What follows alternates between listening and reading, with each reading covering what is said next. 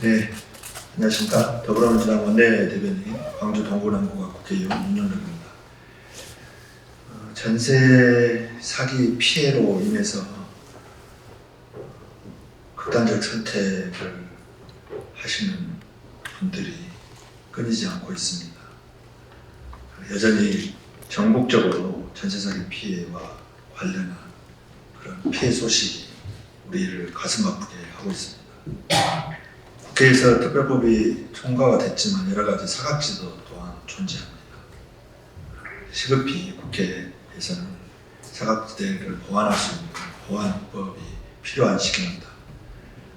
국민의 힘이 적극적인 협조를 다시 한번 촉구하면서 오늘은 협동조합 방식의 전세 피해 구제 사례를 발표하고 전세 피해 대책 마련을 촉구하는 기자회견 관련 단체들과 함께 준비했습니다.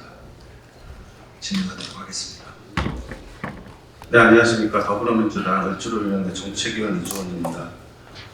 기자회견문을 낭독하겠습니다. 협동조합에 의한 전세사기 피해 구제 사례 및 제도 개선 대책 촉구 기자회견문. 하나, 사회적 재난인 전세사기 피해에 대한 정부의 소극적 대책에 실망하여 피해 당사자들이 협동조합을 결성해 자구책을 마련했습니다.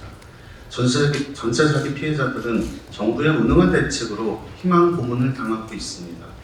소극적인 정부 대책으로 피해 구제는 더뎌지고 고통은 오로지 피해자들의 몫이 되어버렸습니다. 경기도 화성시 동탄 지역 전세사기 피해자들도 정부의 실질적이지 못한 대책으로 고통을 호소하였으나 정부의 무능한 대책에 실망하여 당사자들이 직접 자력 구제에 나섰습니다. 화성시의 악성 임대인은 2020년 무렵부터 전세 보증금을 돌려줄 의사나 능력이 없는데도 무책임하게 300명이 넘는 임차인과 오피스텔에 대한 임대차 계약을 체결하였고 무자본 갭투기 방식으로 2023년 초까지 계속 집을 늘려왔습니다. 그러다가 전세 보증금을 돌려주지 못하겠다며 소유권을 이전해 가라는 협박을 세입자, 임차인들에게 하기 시작했습니다. 피해자들은 원치 않는 집을 이전받게 되면 전세 대출을 갑자기 갚아야 하고 이후 결혼이나 이직으로 이사가야 할 때 이사를 가지 못하는 진퇴양난의 상황에 빠지게 되었습니다. 이에 협동조합 방식의 해법으로 당사자들이 힘을 모아 이 문제를 해결하고자 주택협동조합을 결성하게 되었고 현재까지 21명의 피해자들이 참여하게 되었습니다. 전세 사기의 대상이 된 피해주택은 다가구, 다세대, 오피스텔 등 유형이 다 다르고 피해자들의 사회경제적 상황도 다릅니다. 이렇듯 전세 사기 피해는 한 가지 해법만으로는 해결할 수 없는 사회적 재난입니다. 이에 동탄 지역 피해 당사자들이 피해를 스스로 구제하려 결성한 협동조합 방식의 해법은 중요한 의미를 지닌 자구 방안으로서 그 의미가 작지 않습니다. 둘, 전세사기 피해 당사자 협동조합은 무능한 정부 대책을 넘어 더욱 실효적인 전세사기 피해 해결 사례를 창출했습니다. 탄탄주택협동조합의 21명 조합원 중 현재 5명이 피해를 치유하였습니다. 5명의 조합원은 피해 금액 6억 5천6만 원 중 5억 7,420만 원을 돌려받고 퇴거하게 되었습니다. 이는 5명의 전세사기 피해 금액의 88.2%가 복구된 겁니다. 실제 정부의 대책에 따른 경고매를 하더라도 피해 금액의 70% 이하 받아도 많이 받는 건데 탄탄주택협동조합으로 굉장히 높은 비율의 피해 복구가 이루어지고 있는 겁니다. 이들이 협동조합을 탈퇴하게 된다면 출자금으로 전환된 6,396만 원까지 반환받을 수 있으며 피해액의 93.57%까지 회복될 것입니다. 전세사기 피해 당사자 협동조합의 피해 치유 사례에서 볼 수 있듯이 현재의 정부 정책으로도 정부가 적극적으로 나서면 전세사기 피해를 구제할 수 있는 실질적인 대책을 내놓을 수 있습니다. 그러나 협동조합 임차인에 대한 주택도시보증공사의 전세보증금 반환보증 거절 사례에서 보듯이 정부는 현재 제도조차 피해자 지원을 위해 사용하고 있지 않습니다. 지금까지 협동조합이 낸 취등록세만 1억 4천만 원이 넘습니다. 정부는 전세 피해자들이 모여서 만든 협동조합에게 세금은 이렇게 알뜰하게 걷어놓고 보증보험 문제나 보증금 감액을 위한 대출 등에는 나몰라라 하고 있습니다.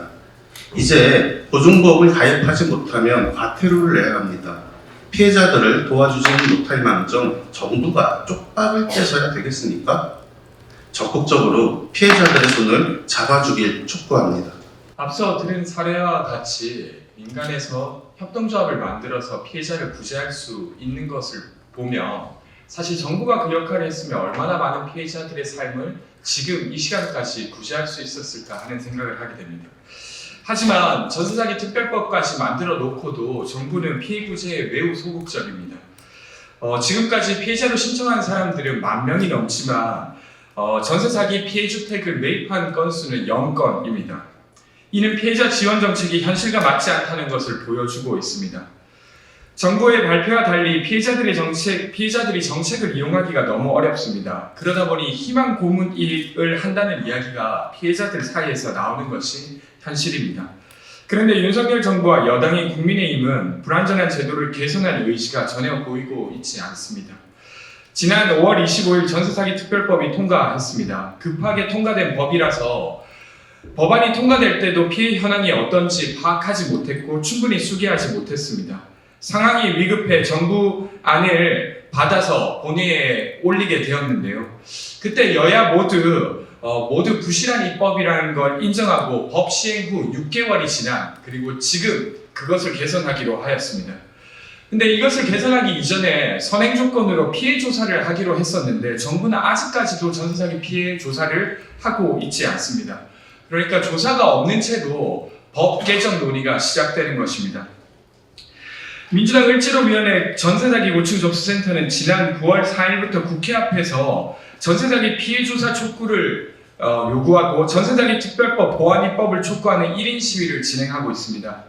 또한 전국을 돌아다니면서 피해자 간담회를 열고 직접 이야기를 듣고 있는데요.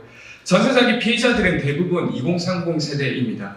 스스로 피해 구제를 위해 정보를 수집하고 법적 대응을 준비하고 대출금을 갚느라 2가지, 3가지 일을 해야 하는 피해자들은 시위할 시간도 힘도 남아있지 않은 상황입니다. 그런 모습을 보면서 우리가 대신해야겠다는 마음으로 시작한 1인 시위입니다. 정부는 지금이라도 피해자를 만나야 합니다. 피해 조사 실태도 조사해야 하고요.